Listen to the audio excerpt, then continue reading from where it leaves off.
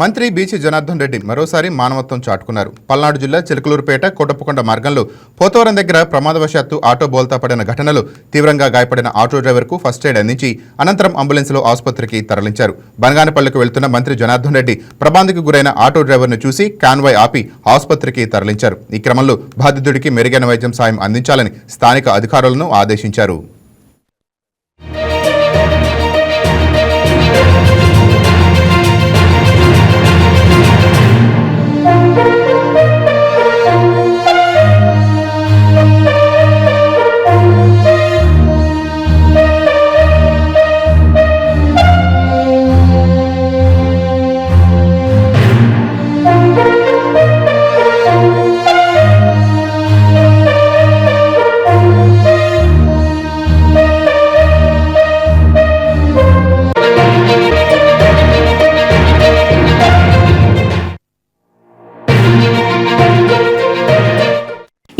మీకు నచ్చినట్లయితే లైక్ చేయండి, షేర్ చేయండి, మా ఛానల్ కి సబ్స్క్రైబ్ చేయండి.